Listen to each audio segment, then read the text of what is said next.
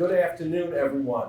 We are coming to you live from our beautiful headquarters in Glenview, Illinois, where we have transformed our Wesley Town Hall into a studio and where we are surrounded by our core values, reminders of trust, integrity, teamwork, and mutual respect.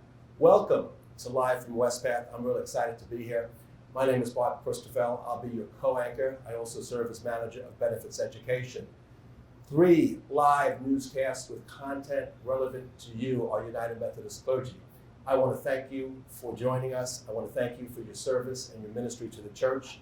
With me is co-anchor and colleague Peter Hang. Peter also serves as a client relationship manager. Hi, Peter. Hey, Bob. Good to be with you and your co-anchor. And thank you all for joining us. We had over 800 registrants for this live from Wespath event, so we know that there's tremendous interest in the content we're going to share with you. And we hope that you gain a better understanding of both your retirement and your health insurance benefits that we administer here at Wespath. If our faces look familiar to you, then there's a good chance over the years maybe you've heard Bob or myself present in person, either at the Clergy Benefits Academy held throughout the country, or maybe your annual conference has hosted a pre-retirement seminar. Well, just like when we present in person here today, and if you're watching the recording, we're looking forward to bringing you some good information on your benefits. Now, as Bob mentioned, we have 3 areas that we're going to focus on. Our world, the church world, specifically the United Methodist Church, and then your world. We're going to look through the lens of these 3 areas and bring content that's relevant to you. Just a few housekeeping items before we get started. The platform that we're using is intended to be interactive. You'll notice in the upper right-hand corner, there's an orange arrow. If you use that to submit your questions, we do have content experts monitoring the question box. Also, if you have any technical issues, we have some technical experts. We have seen a lot of questions come in during the registration process, and the goal is to answer as many of those questions as we go through the 3 segments: our world, the church world, and your world. A reminder that Live from Wespath is actually being recorded. You will be provided with a recording link following the broadcast. Plus, we want to point you to some additional resources so you can expand your knowledge of these topics that we're talking about. There will also be a survey, and I encourage you to complete that survey. Let us know how you like this event and what we can do as we plan future UMC clergy events going forward. Well, our first segment is the world, our world. And we're going to look at 3 areas. The first is some breaking investment news shared to us by our Chief Investment Officer, Dave Zellner. Then we're going to hear some updates on the Secure Act that was passed by Congress just last December 2022. Finally, we'll hear some market updates and insights from our institutional investment services. So let's get started, and we'll turn it right over to Ryan McQueenie. He is sitting on set with our Chief Investment Officer, Dave Zellner. What can you tell us about some market insights? Yeah, thanks, Bob. Thanks, Peter. And thank you to all of our viewers. I'm Ryan McQueenie. I'm with the communications team here at Wespath, and I'm joined by our Chief Investment Officer, Dave Zellner. Dave, we're calling this segment Breaking News. There's obviously plenty of news on the minds of our viewers. You've been here at Wespath for over 20 years, more experience in the investment industry beyond that. You're no stranger to market news. You're no stranger to major market headlines. That includes past debt ceiling debates. It includes bank failures in the past. I want to talk about both those things. And I want to start with the debt ceiling because we're hearing more and more about it, really even this week. We're approaching that June 1st deadline that Treasury Secretary Janet Yellen has warned might be the date, the X date, where the government would run out of its borrowing power. Is the debt ceiling something that we're concerned about as an investor here at Wespath? Yeah, so Ryan, personally, I'm not concerned about it. I have some investments with the U.S. government that actually are scheduled to expire at some point in the first part of June, but that doesn't worry me at all. Even if there's a delay, I know that I'm very confident that I'll get my money back. Now, as far as Wespath is concerned, the impact could be some volatility in the markets. And volatility is really a good thing because it creates opportunities for investors to take advantage from dislocations that occur. I mean, ultimately, first of all, we think that it's going to be resolved, that the debt ceiling debate is going to be resolved. They may not resolve it completely this week. They may kick the can down the road for a couple of weeks. But I'm very confident it's going to get resolved. One of the things that I learned the other day in a broadcast from one of our partners, JP Morgan, is that there are estimated tax payments that are going to be coming in the middle of June. So, as you mentioned, June 1st is a possible date. It's not certain that the debt ceiling will be reached on June 1st. But if Congress and the president can't reach compromise on the debt ceiling, they will likely raise the debt ceiling until mid-June, and that gives them more time to have more negotiations. So the advice is, I don't think it's going to, we should not worry that it's going to affect us personally. You may read a lot in media. There may be some media hysteria and a lot of gut-wrenching around what's taking place. But everybody knows, all the adults in the room know that the government can't default on its debt, and that we will reach a resolution with regard to the debt ceiling and the budget. Great, thanks, David. I know our colleagues Joe and Kate, who are coming up later in this segment, have more to say about the debt ceiling topic. Joe prepared a nice slide that looks at a bit of that market volatility that we've seen in the Treasury market, not necessarily seeing it in stocks quite yet. And I know Joe has a nice blog on wespath.org that we've covered some of the debt ceiling headlines as well, so good resources there for sure. Moving into that other story I teased a bit, bank failures. We've been talking about this really as far back as March, when Silicon Valley Bank and Signature Bank ran into some headwinds and then ultimately failed. Then even more recently, we had First Republic go down as well. Something that's been with us now for a couple months. What are your thoughts on this recent bank industry turmoil and where we stand today? Yeah, so again, I'll look at the bank industry turmoil from a personal perspective as well as an institutional investor's perspective. So I don't have $250,000 sitting in the bank, and anybody that has $250,000 or less, your funds are insured by the Federal Deposit Insurance Corporation. And so personally, I'm not worried about bank failures at all. Now, from a institutional investor perspective, we saw last month 3 banks that had to be taken over: Signature Bank in New York, and then 2 banks in California, Silicon Valley Bank and First Republic. And those were the second, third, and fourth biggest bank failures in U.S. history. And certainly the market was really concerned about the fallout resulting from those bank failures. And again, it caused volatility. Well, as I've said before, volatility is a good thing because it gives you an opportunity to find where there are mispricings of assets and to take advantage of those mispricings. It's not impossible for us to see more bank failures. In the case of these 3 banks, it wasn't because they made bad loans. It's because they put their money in very safe U.S. government investments, but the interest rate that they invested those funds were a lot lower than the interest rate ended up being as a result of activity by the Federal Reserve raising interest rates. And so when there were rumors that were started that they were going to have difficulty meeting their obligations, there was like a run on the bank, and they were forced to sell these super safe government securities that had gone down in value because of a change in interest rates. There could be more of that, but the banking system is very resilient, and the Federal Reserve and the Federal Deposit Insurance Corporation have clearly communicated that they stand ready to ensure the integrity of the U.S. banking system. Sure. And you made the personal connection earlier. I think personal connection that some of our viewers might have and be curious about is our banking partners here at Wespath, and whether there's been any interruptions or volatility with who we work with to deliver benefit payments to participants and our viewers. So there are 2 primary banking institutions that we deal with. The biggest one is the Bank of New York Mellon. They have custody of the stocks and bonds and other assets that we invest in. And the vast majority of those assets are in securities, so they're not a part of the bank's balance sheets. They just hold it in custody for Wespath. The other banking relationship that we have is with the Northern Trust Company, and we primarily use Northern Trust Company to pay our bills, vendor invoices, as well as payroll for our employees, as well as the benefit payments to our participants.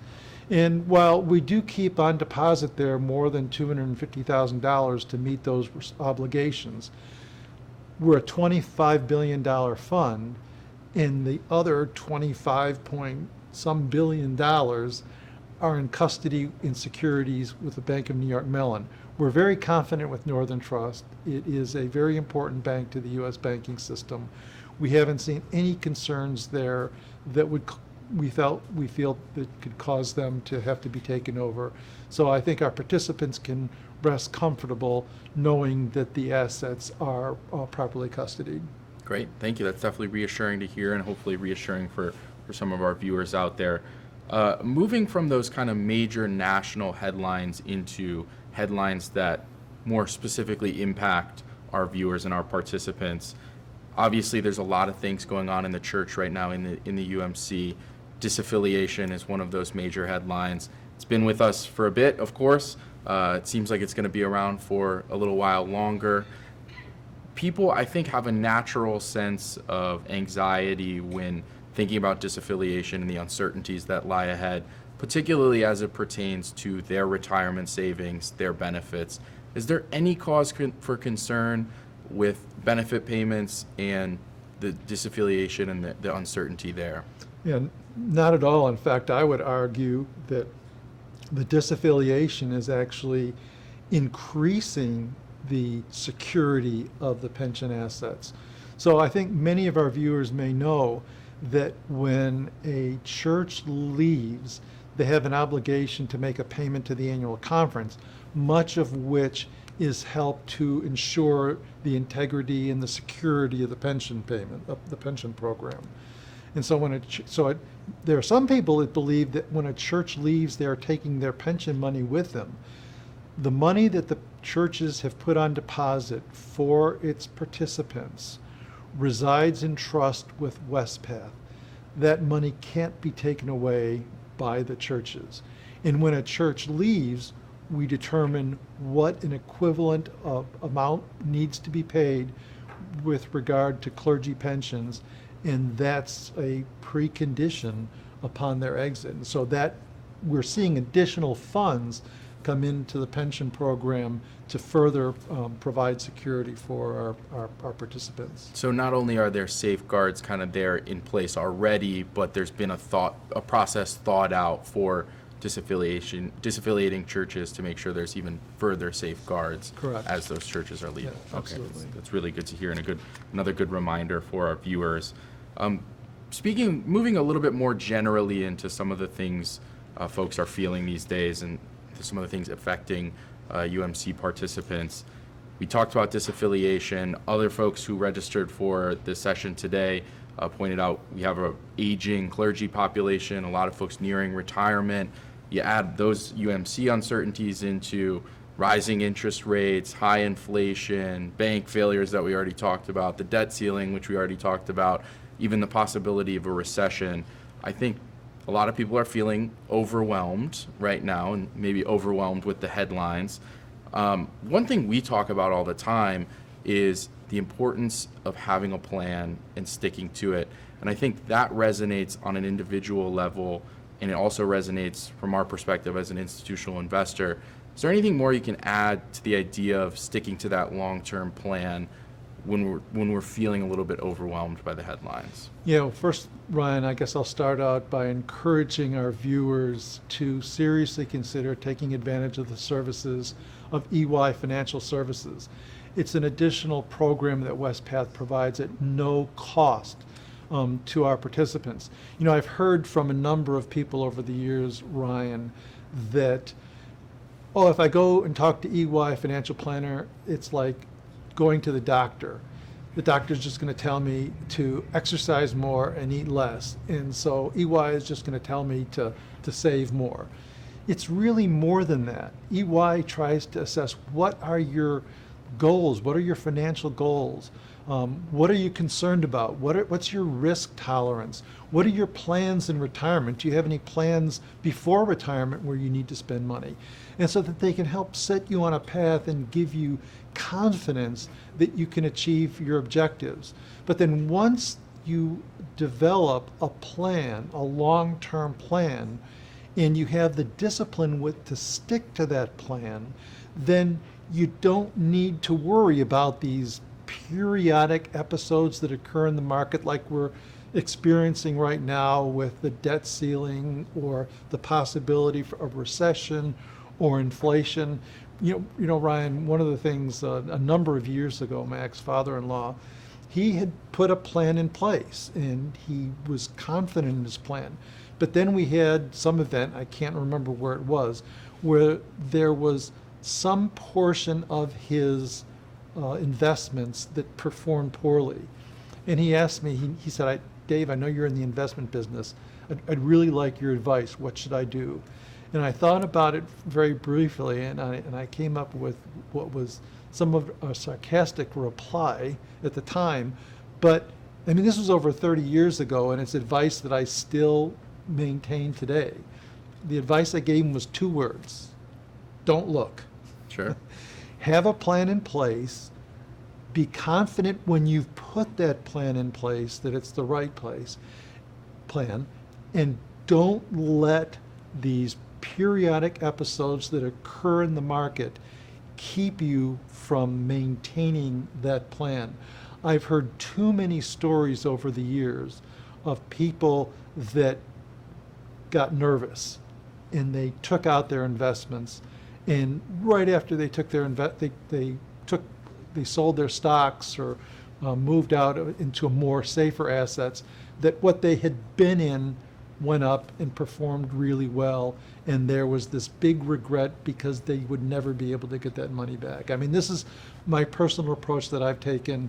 I have a plan in place. Yes, I get nervous, but I realize that it stood the test of time, and I'm confident that I'll reach my objectives. And as I mentioned, that's that personal, individual perspective, but there are some similarities there with how we approach investing here at Wespath as an institutional investor, right? This idea that we're long-term, we're diversified, and we're not necessarily going to react to short-term volatility, short-term news, short-term moves in the market, that we think this long-term disciplined approach is something that's going to stand the test of time. Yeah, we have 5 investment beliefs, and I would encourage our viewers to take a look at those investment beliefs. And one of those is a disciplined approach to investing, whereby we put a plan in place, we have an investment policy, it's properly governed by an experienced board of directors, and we maintain our discipline, and we are not deterred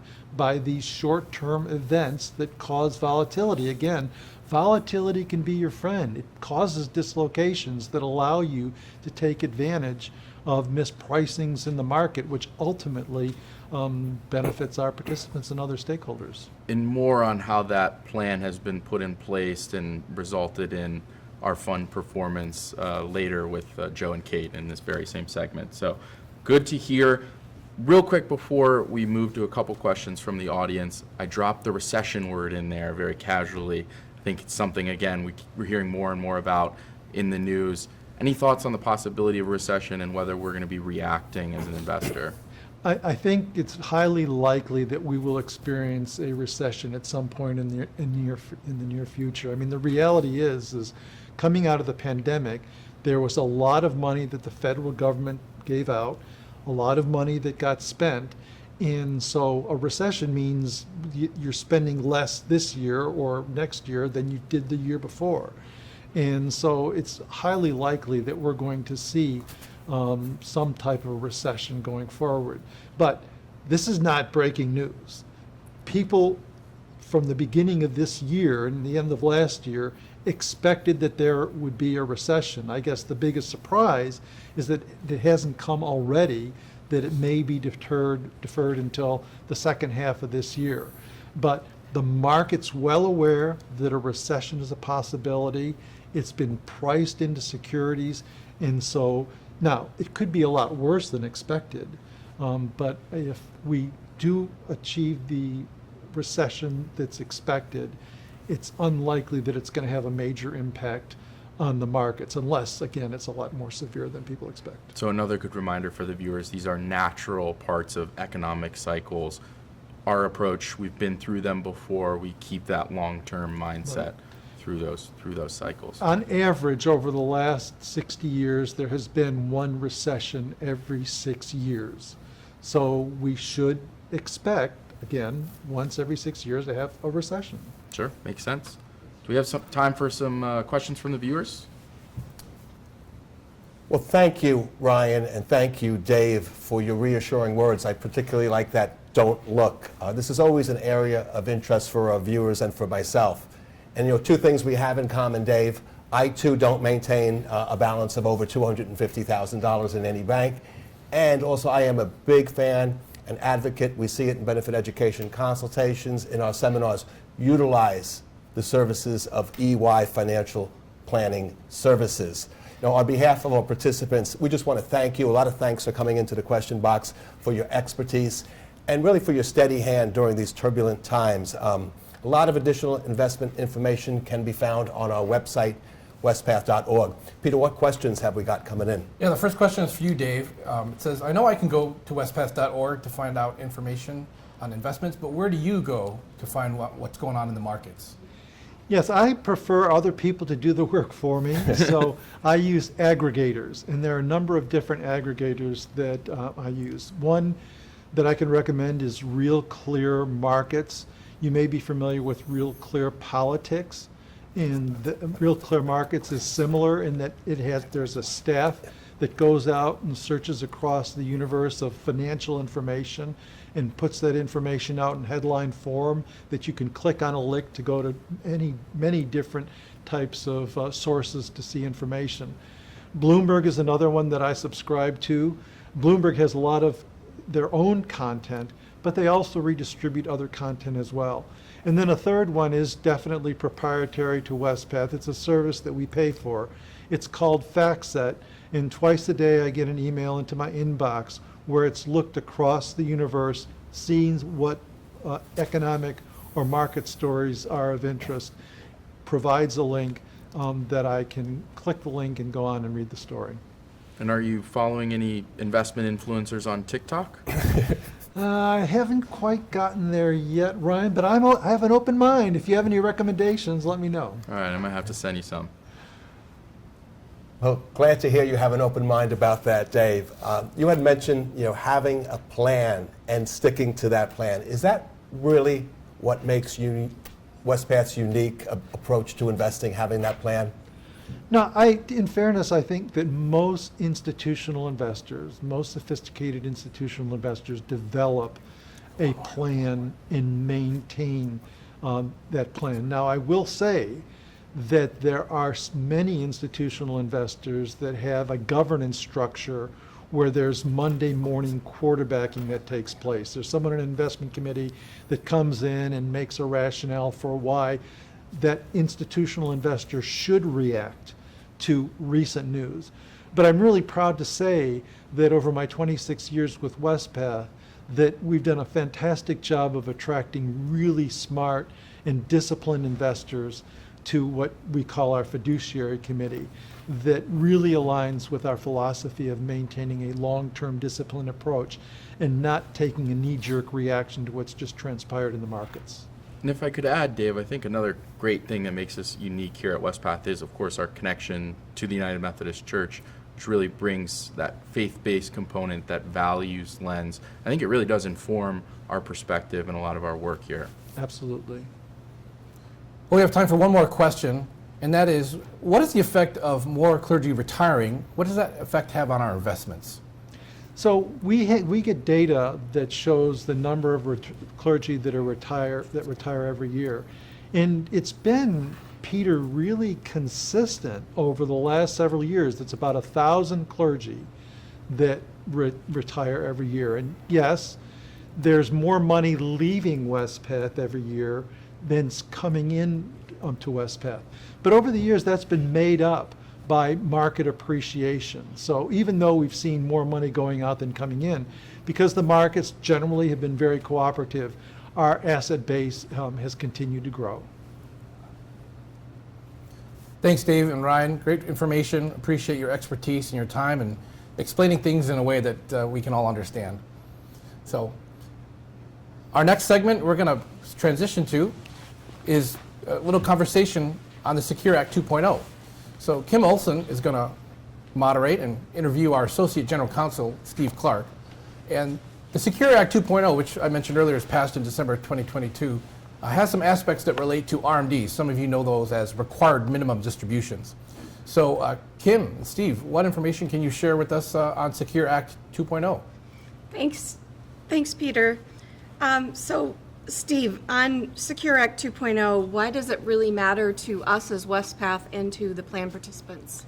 So Secure 2.0 impacts a lot of different topics related to retirement, but it's important to us because some of the retirement topics impact retirement plans directly. So there are some changes in Secure 2.0 that are required to be made to retirement plans, and then there are also a lot of optional changes for retirement plans to consider adding, and that's what we're looking at right now.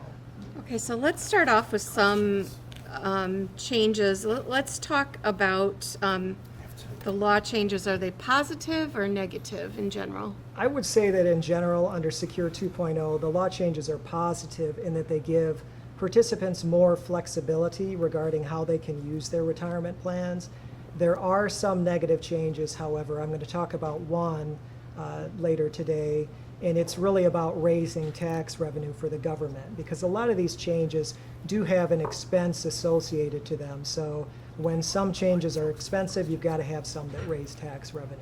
Well, that makes sense. So great. Let's start with positives. What are some required changes that are going to impact our participants? So one change that is a positive change has to do with the required minimum distribution rules. And I'm just going to call them RMDs for short because we're going to be talking about them for a while. Bit of a tongue twister, huh? Yes. As you know, RMD rules are the rules that say once a person who is no longer working reaches a certain age, they are required to start taking distributions from their retirement plan. And for years, it used to be the case that if someone was no longer working, once they hit age 70 and a half, that was the age at which they had to start receiving distributions. Then a few years ago, we had Secure 1.0, and they raised that age up to 72. Well, now here we are with Secure 2.0, and they have raised the age just a bit more to age 73. But for those of us who are born after 1958, like you and I, we will actually get to wait until age 75 before the law requires us to start receiving distributions from our plan. Well, that sounds great. So I know that I think in the Book of Discipline for the UMC, their clergy must retire at age 72. So how does that law change impact the clergy retirement requirement? That's an excellent clarifying question, and I'm sure all the clergy out there listening are saying, yeah, I have to retire at 72, and that is correct. And under the Clergy Retirement Security Program, for those of you that participate in that plan, retirement really means that's when you commence your benefit. So even though the law has changed and says, well, you could wait legally until age 73, the Book of Discipline says clergy have to retire at 72, and that means that is when they're going to commence their benefit. And that's the case even if clergy decide to keep working, for example, as a layperson, which many clergy do. Even under those circumstances, they are required to start receiving their benefit under CRISP. Okay, so I take that as anyone who hasn't started to receive CRISP and is retired, they should call us and get started with their CRISP benefit. That's true. There really is no reason to wait to start receiving those benefits unless you're dealing with retirements before normal retirement age, which is 65. Okay, great. Thanks for that clarification. I know we get that question a lot. And so are there any other changes in the required minimum distributions that could impact participants? There are a couple other good changes regarding RMD rules. So for surviving spouses and for Roth accounts, there are positive changes. So first, for surviving spouses, when a surviving spouse receives or inherits an account balance as a beneficiary, they now have a better set of RMD rules. And what they can do now under Secure 2.0 is they can elect to treat that account that they have inherited as their own. And what that means is they get to use their age instead of the participant's age to determine when benefits must commence. So if, for example, the surviving spouse is 10 years younger than the participant who just died, they basically can wait another 10 years before they hit age 73 and they're required to start taking distributions from the plan. That's great. That will help them in retirement, I'm sure, as well. What about the changes that I've heard about in Roth accounts? I know Roth accounts are different than Roth IRAs, what have we seen there with Secure 2.0? Sure, and just as a refresher for people out there, a Roth account is kind of like having a Roth IRA in the retirement plan, and we have Roth accounts in our retirement plans. People can make contributions to that account on an after-tax basis. So they've got to pay taxes up front, but the earnings they earn in that Roth account are going to be tax-free forever. So that's really the benefit of a Roth account. Now, the change that is happening under Secure 2.0, and this is a great change, is that Roth accounts are no longer going to be subject to the RMD rules while a participant is living. So if someone has a Roth account and they live to the ripe old age of 95, they really don't have to touch that account in the plan until after death. Their beneficiary may have to start receiving RMDs. So that's another advantage now of Roth accounts. That's great. Sounds like a lot of changes there. Is that what most of Secure 2.0 is about? That's a big part of Secure 2.0, but there are a lot of other required changes. Like another one that I can talk about has to do with catch-up contributions. Okay. And I'm sure you know, and I know now that we're in our 50s, what catch-up contributions are, and that's an additional contribution that people can make to their plan above the normal limits. Okay. And so are those changing, anything changing about catch-up contributions with Roth? Yes. Or sorry, under Secure 2.0? Yes, the change under Secure 2.0 is that there is going to be what I'll call an enhanced catch-up contribution specifically for people who are between the ages 60 and 63. So for people in that age group, they will get to make a catch-up contribution of 150% of the normal catch-up contribution limit. And that will be effective 2 years from now in 2025. Okay, so assuming that I'm 40, that would be effective for me when I turn age 60 in 20 years? Yes. And no law changes, right? Yes, that's correct, assuming no law changes. Okay, Yeah. okay, that's good to hear. Any other changes to the catch-up contributions that we should be aware of? Yes, unfortunately, there's a negative change to catch-ups. This is one of those revenue raisers that I talked about. And the change is that starting next year, for people who make at least $145,000 a year in FICA wages, and I'll explain that in a minute, those people are going to have to make catch-up contributions on a Roth basis. They won't have the choice of being able to make them pre-tax. So they can still make the catch-up contributions, but if they choose to do so, they're going to have to pay taxes on it upfront, again, if they make at least $145,000. Okay, and how is that measured? It sounds like it's a pretty good deal in some ways, but difficult in other ways. Yeah, it's going to be a little bit difficult administratively because what has to happen is that you have to look back to the prior year to see if someone made over $145,000. And if, for example, someone had 2 jobs with different employers and that bumped them above $145,000, you only look at the compensation from the employer that is sponsoring the plan. So if those people in the prior year made at least 145 grand in FICA wages, then if they make any catch-up contributions, it's going to have to be on a Roth basis. Now, I'll explain what FICA wages means. That's like for you and I, as regular employees, we receive FICA wages, but a lot of the clergy out there, you're probably listening and thinking, we don't pay FICA, and that's right, they pay SECA taxes because they don't earn FICA wages. They earn net earnings from self-employment. So the way the law is written right now, this does not appear to apply to clergy.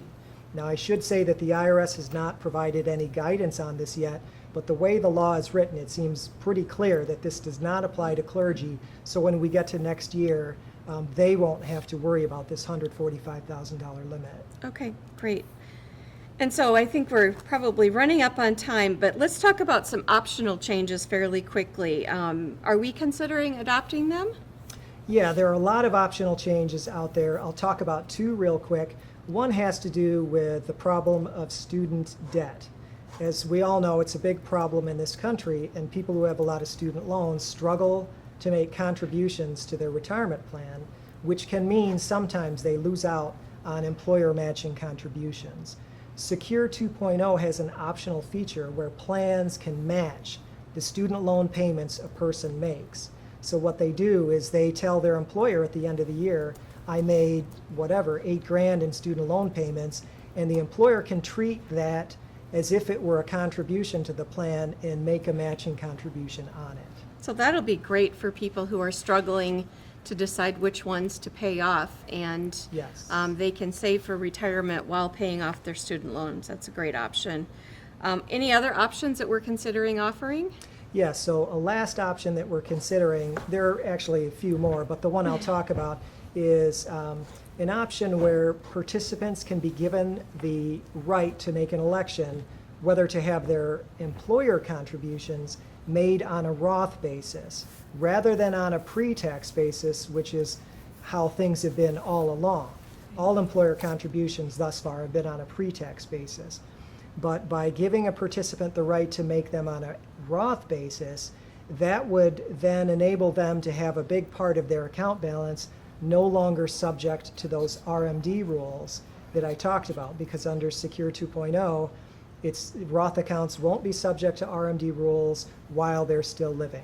So that could be an attractive feature for some people with larger account balances, and it is something that we're considering, but we haven't made a final decision yet. So we oftentimes talk about asset diversification, so this is now a kind of a tax Diversification diversification opportunity. Yes. So that's great. I wonder if we've had any questions come in from our viewers. Peter or Bob? Thank you very much, Steve and Kim. And full disclosure, I too am eligible for those catch-up contributions. I just need to max out on the regular contributions first. Steve, you had mentioned that some of the Secure Act provisions are required, some are optional and still being considered. For additional information on the Secure Act, just visit our website. We have a landing page for that. And just a reminder to use that question box to submit your questions. It's being monitored. Peter, what has come in? Steve, the first question's for you. Is an employer allowed to match both the employee contributions and the student loan repayment match? Yes, Peter, they can. And in fact, what would happen is they would first match the employee contributions. And if there's any kind of room left, like additional match that a person could be eligible for, that's where the student loan payments can kind of kick in.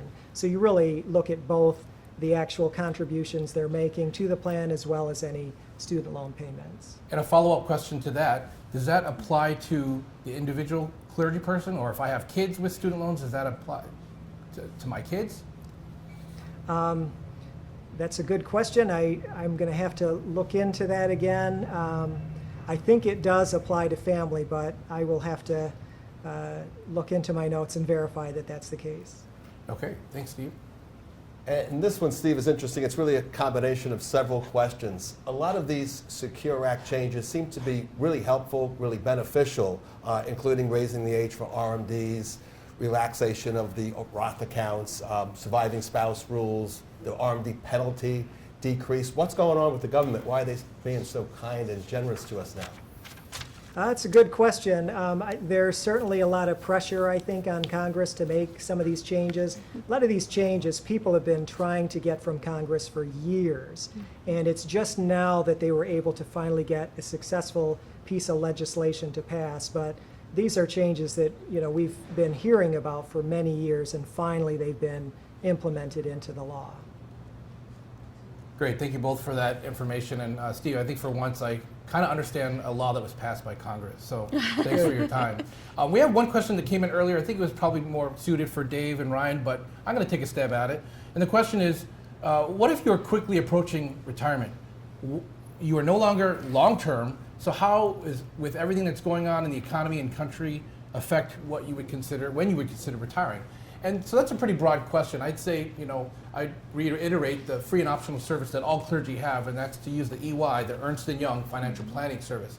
I happen to know their phone number by heart, so if you have a pen handy, get ready to write this down. But if you contact EY, they can look at your personal situation and give you customized advice that's unique to your situation. Now, this phone number is on our website everywhere, but it's 800-360-2539. And when you call that number, they know that it's someone in the Wespath retirement plans, and they can advise you at no charge and help you make the right decision as far as when to retire. All right, moving forward, the third segment of Our World will feature market updates and insights with Joe Halwax and Kate Tallow. As many of you know, Wespath manages about $24 billion in assets, and we serve not as proprietor of those resources, but really good stewards of those resources on your behalf. Many of you have expressed interest in the investment topics and practices and philosophies of Wespath. So, Joe and Kate, what market insights have you got for us today? Thank you, Bob. Good afternoon. My name is Kate Tallow, and I work in the investments division. Today, I'm joined by my colleague, Joe Halwax, and he's going to talk to us about the markets. Welcome, Joe. Thanks, Kate. So I want to start with a funny story. So at conference forum about a month ago, I have a conference treasurer comes up to me and says, "You're that guy that interviews Dave Zellner." And so I thought that was pretty funny, and now I get a chance to be in the hot seat. Yeah, that's right. So, Joe, the last 3 years have been turbulent in many ways, and our participants may feel like it's been a volatile ride. Talk to us about that. So let's think chronologically, and let's go back, say, 3 years. Really, that's the period from when COVID started. So in February, March of 2020, we have COVID, which is an unprecedented event. And to be fair, we had an unprecedented response, both in terms of shutting down the economies globally, but also in terms of the fiscal and monetary response we saw from governments. It ended up being a volatile but positive market year, then followed by 2021, where we're trying to get back to normal, right? We've got vaccines, we're trying to reopen, we figure out hybrid work. Wespath opened up on July 6th of 2021. You're starting to see inflation creep in, but it's called transitory at the time.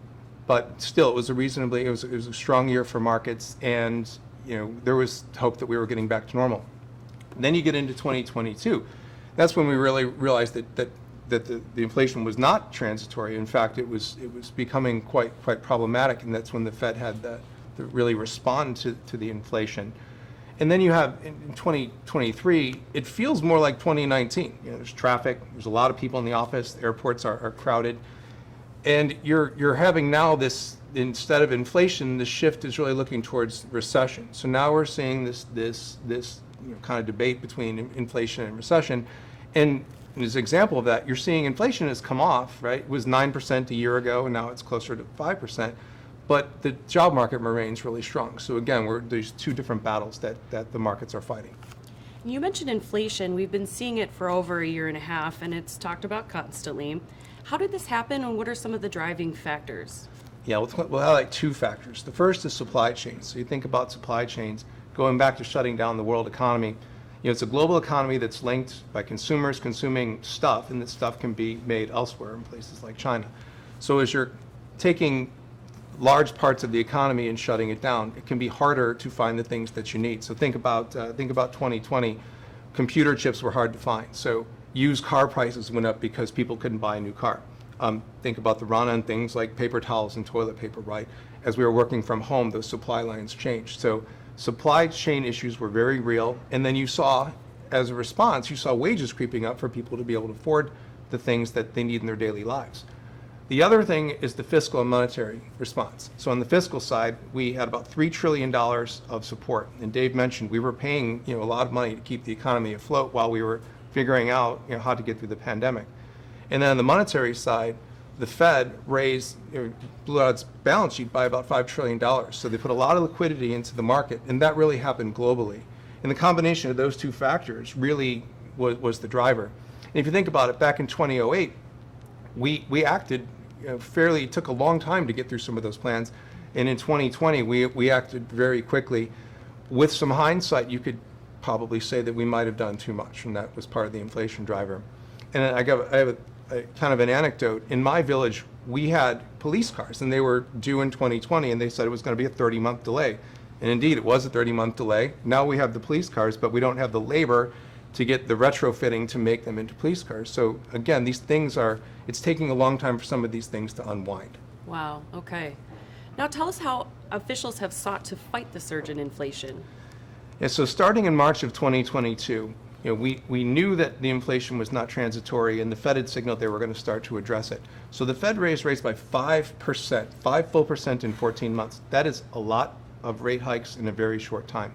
The Fed also was draining some of that $5 trillion in liquidity off of their balance sheet. Draining that liquidity is a natural dampener on economic growth. And then to think about it too, this was globally. So central banks globally were raising rates and globally were draining liquidity because inflation wasn't just a US problem. And what they're trying to engineer is what's called a soft landing. And a soft landing means we want to slow the economy enough to get the inflation down to target levels closer to 2%.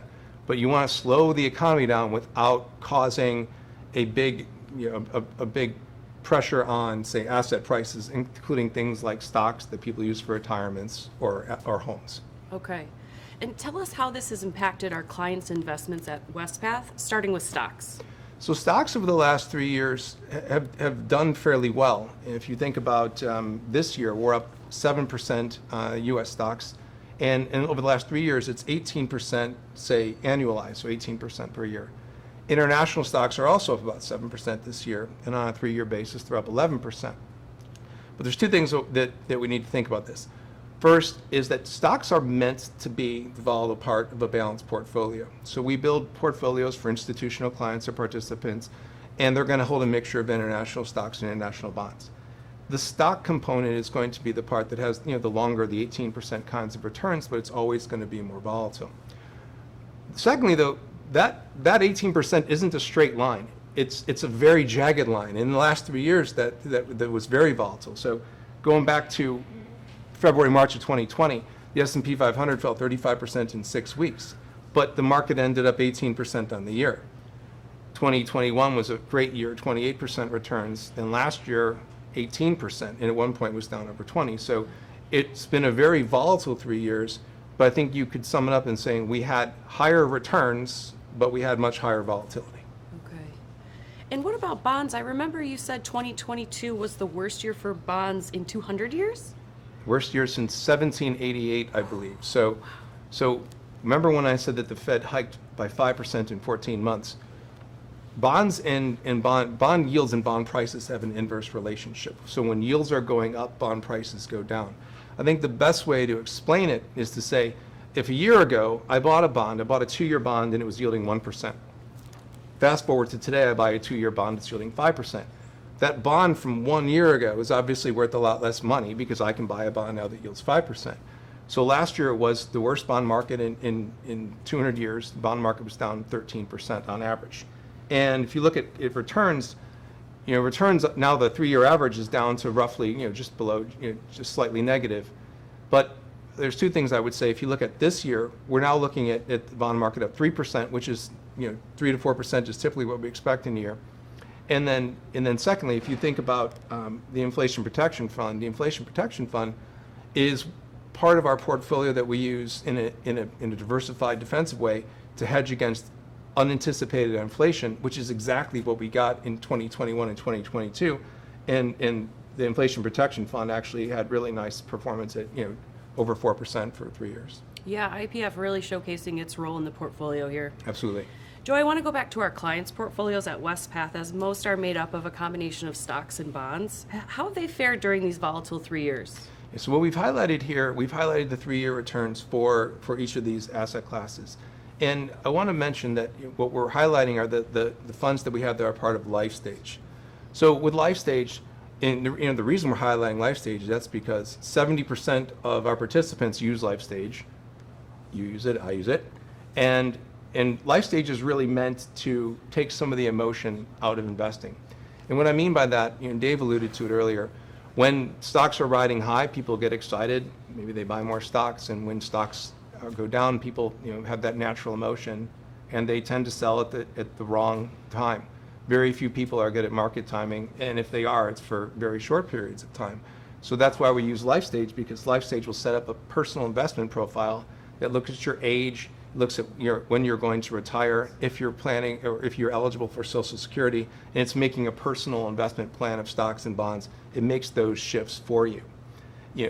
And by I mean that is riskier as you're farther away from retirement and less risky as you get closer to retirement. But looking at the returns, again, we saw relatively good, strong performance in stocks with relatively higher volatility. And in the bond market, we certainly saw losses owing to last year. And then in the Inflation Protection Fund did, as you said, it did what it was supposed to do. Excellent. We received a question from an attendee about how our funds perform compared to other investors. There are a number of ways to compare results. Can you speak to us about that? So let's think about life stages that might compare to a peer. And what I'll use is a target date fund. And a target date fund is more of a generic version of a retirement fund that's going to pick a date. So it's not going to be as personalized as life stage. So think about, we use like a 2050 fund. So you could go to the market and buy a 2050 fund that's going to shift the stocks and bonds as you get closer to a retirement age of 2050. And so as we compare ourselves to our peers, what we have here is, in the purple, we have the 75th percentile of target date funds. And then in the green, we have the S&P target date index. So you can see here that in the blue, that's the Wespath returns. We're slightly under in the 3-year. But if you look at the 5 and 10-year, we're above both the 75th percentile and above the S&P target date target date index. Oh, okay. And when you're looking at Wespath funds, how do we measure success? So on the fund level, we're going to compare our funds to benchmarks. So each of the funds that we have, we're going to be measuring each individual fund against an individual benchmark that represents, a sector of that asset class. So to use an example, with U.S. equities, we benchmark ourselves to the Russell 3000 index, which is a broad index of the largest 3,000 stocks in the country. So we're measuring our success managing U.S. equities versus that benchmark of the Russell 3000, and we have that for each one of our funds. So comparing our performance to benchmarks is one way. You also mentioned peers. How do we measure against our peers? Right, so we showed the target date 2050 earlier, but we also use other industry measures to look at our funds compared to other things that would be available in the market. One source we use is Lipper. Lipper is a giant company that aggregates funds and returns from all over the world. So we'll compare ourselves to the Lipper median and then to the averages. So if you look at our equity fund, for example, we took, compared to the median on the year, for example, we're slightly above the median. And actually, if you look, the 1 year we're slightly below, but the 3, 5, and 10, we're slightly above the Lipper median. So there's really those two ways are ways for us to measure ourselves and for participants to measure us, is both using the benchmark we're measuring against and then looking at the peers that we're competing against. Now, Dave covered many market conditions and risks in his commentary. Is there anything else you'd like to add? So on the debt ceiling, I wrote a blog about it back in February. And in February, we were saying this wasn't something we were concerned about. And to be fair, in February, we weren't concerned about it because we had a long time until this X date of when we, in theory, run out of money. And here we are with all that time, and it's still not sorted. So I think from a market perspective, there's something I'll mention. The bond market is showing some stress, meaning that yields of bonds into this June 1 X date have moved higher. Stocks haven't. Stocks have been fairly calm during this, but back in 2011, the last time this happened, stocks went down by 20%. So, but if you remember last time too, they settled it 2 days prior to the X date in 2021. So we could expect that there may be some further volatility as we get closer to this June 1 date. Yeah, time will tell where we land there. Well, thank you, Joe. We certainly covered a lot today. Let's see if there are any questions we can squeeze in before we close. Bob and Peter? Thanks very much, Kate and Joe. The content managers have been busy with questions coming in. Joe, one thing you mentioned that kind of ties into what Dave had said and what your comments were. Someone asked, if I wait to the maximum age for distributions with the RMD going up, how will that impact the way the account is managed? The end result, impact the future distribution amounts. And you talked about life stage, and you talked about the life stage profile, very important. You can view your own profile, you can set your risk tolerance, but also if you're thinking of waiting maybe to mandatory retirement age, you can set that benefit commencement date for a later date, and that will impact your allocation.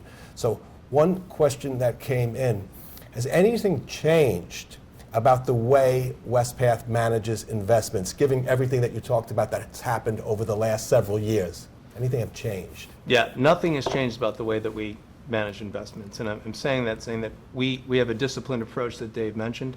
We're a long-term investor. I like to say we don't chase fads. We don't chase the fancy new things from Wall Street. But what we do is we have a course group of managers that we select, and some of them are active. They're the ones who will position when there's market dislocations, which sometimes can be very beneficial to us. But what we do is we do use this discipline around rebalancing in portfolios to take advantage of when we do have dislocations in the market. So back to February, March of 2020, that's a time, for example, we would use to buy stocks when stocks go down, and of course rebalance when they're moving and sell them on the way up. So, but the short answer is no, nothing has changed about the way we invest. Thanks. The next question actually came in earlier when Ryan was interviewing Dave, but Joe, I think you can answer this. And it says, I hear you say volatility is an opportunity. Is that true for someone retiring within 8 to 10 years? I never worried about volatility prior to this time frame. I think as we think about volatility, it goes back to what Dave said and what we've said at Wespath about having a plan and sticking to the plan.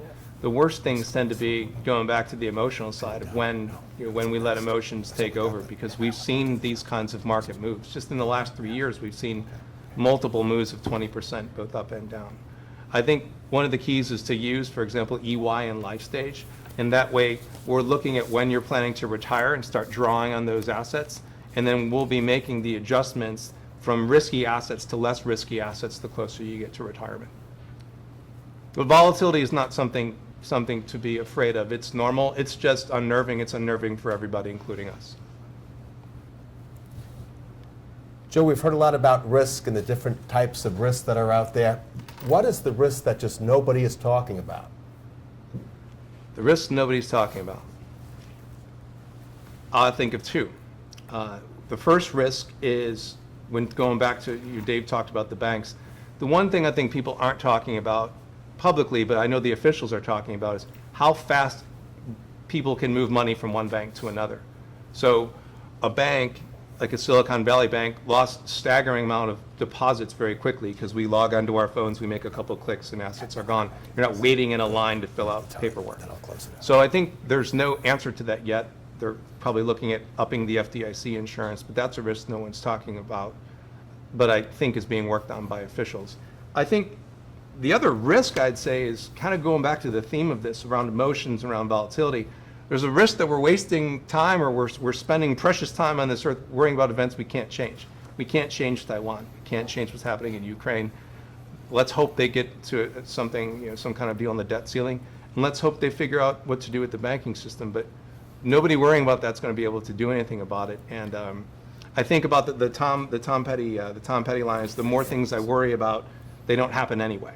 So I would say that consider that this is a normal part of investing, and some of these things are not worth spending a lot of time on.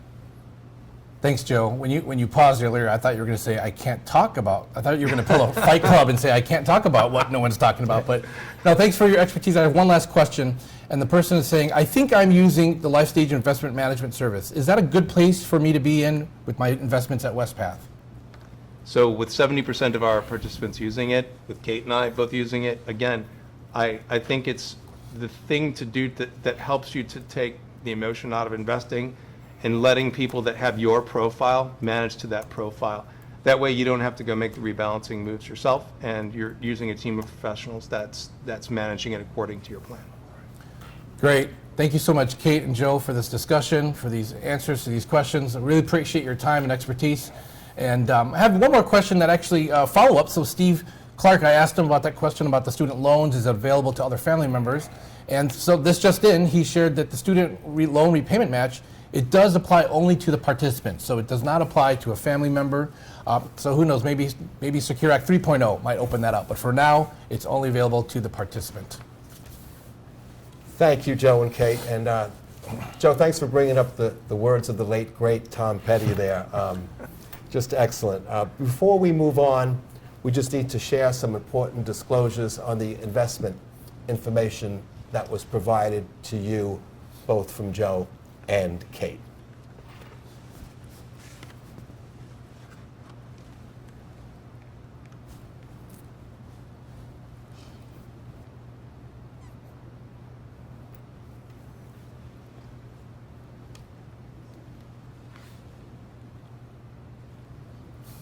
Well, we really want to thank you for joining this first segment, Our World of the Live from Wespath event. We really hope you found this information helpful and relevant.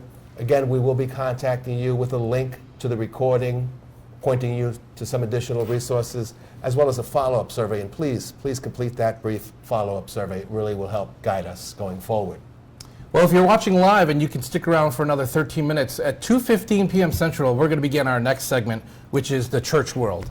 And so in that section, we're going to talk about disaffiliations, which many of your annual conferences have been going through. We're also going to touch on some of the legislation that's going to General Conference that's going to be held in 2024. And something I think is pretty exciting is the proposed retirement plan called Compass that Wespath is bringing as legislation to General Conference that's going to be held in 2024. So with that, we're going to now go to these messages.